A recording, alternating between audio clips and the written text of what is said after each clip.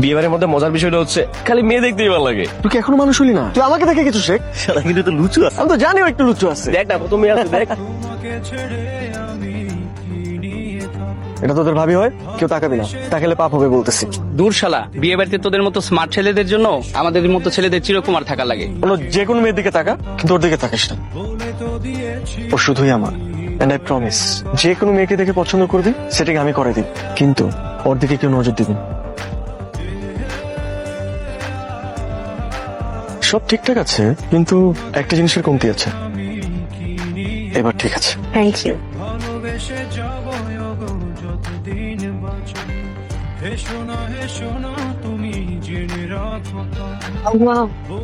আমাকে এখানে কেন নিয়ে আসছেন?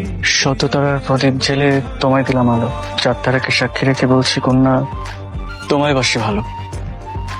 মানে মানে আমি অনেক মেয়ের সাথে ফ্লার্টিং করেছি, অনেক মেয়ে আমাকে প্রপোজও করেছে, কারোটা কখনো একসেপ্ট করিনি, কারণ আমি তাদের মধ্যে কখনো ভালোবাসাটা খুঁজে পাইনি। তোমাকে যখন প্রথম দেখেছি আমার মনে হয়েছে আমি মনে হয় এত বছর তোমার জন্য অপেক্ষা করছিলাম। বলতে পারো লাভ এট ফার্স্ট সাইট। আজ এই জ্যোৎস্না রাতে চার তারা জোনাক পোকাদের সাক্ষী রেখে তোমাকে বলতে চাই রাইসা, আমি তোমাকে অনেক ভালোবাসি। এইভাবে প্রপোজ করলে যে কোনো মেয়ে পটে যাবে। মানে তুমি কোটে গেছো? না পটে উপায় আছে বুদ্ধ? তুমি জানো না, ভালোবাসলে ভালোবাসা মানুষকে জড়িয়ে ধরতে হয়।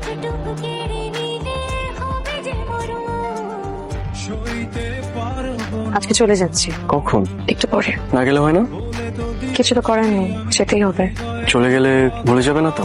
মেয়েরা যখন কাউকে ভালোবাসে মন দিয়ে ভালোবাসে, ভুলে যাওয়ার জন্য না।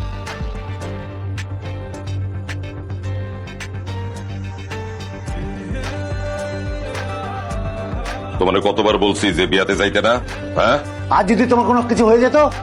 তুমি আমার একমাত্র সন্তান, তুমি খুব ভালো করে জানো যে চারিদিকে আমার শত্রুর কোনো অভাব নাই। আজকের স্যার লোকজন তোমার যদি কোনো ক্ষতি করতো?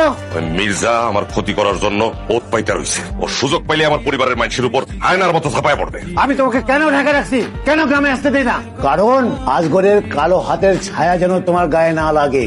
শোনো রাইসা, আমি আর তোমার মা আমরা বুকে পাথর চেপা তোমার আমেরিকায় পাঠাইছি। পড়াশোনা একটা কারণ, পাশাপাশি মির্জা যেন তোমার কোনো ক্ষতি না করতে পারে সেটাও একটা বড় কারণ। ভাইজান থামেন না, বাচ্চা বলা ওকে জানে নাকি গ্রামের কি ভাব কি চলতেছে? না বুঝে চলে গেছে, বুঝাই বলেন। আজগর, তুমি মনে হয় ভুলে গেছো তোমার মা এখানে উপস্থিত আছে। আর তুমি এইটাও ভুলে গেছো তোমার চাইতেও তোমার মায়ের বিচার বুদ্ধি বিবেচনা অনেক বেশি। আমার নাতনি আমার সাথে গেছে, মির্জার এত বড় সাহস হয় নাই সে আমার কোনো ক্ষতি করবে। আম্মা, আপনাদের কোনো ক্ষতি হয়ে গেলে তো আমার মন করে চাল বুঝে রে, বুঝাইতেছি, আপনি টেনশন করেন না। হ্যালো, কি খবর? হ্যাঁ, যেতে না যেতেই দেখি আমাকে একদমই ভুলে গেছো। আমি তোমাকে বলবো, আমি তোমাকে কল দিতে নিচ্ছিলাম, ঠিক তখন তুমি কল দিলা। বাবা, খুব মিস করা হচ্ছে বুঝি? ওখান থেকে চলে আসার পর মনে হচ্ছে যেন বুকের বাপাসে কিছু একটা রেখে আসছি। ইস, এত রোমান্টিক ভাবে তুমি ফ্লার্টিং করতে পারো, এটা কিন্তু আমার জানা ছিল না। করতে পারবো না? যার এত সুন্দর একটা গার্লফ্রেন্ড আছে সেটা একটু রোমান্টিক হবে, এটাই তো স্বাভাবিক। এত ঢং কোথা থেকে শেখা হয়েছে? হ্যাঁ, তোমাকে দেখার পর থেকে। বলে তো দিয়েছি আমি হৃদয়ের কথা।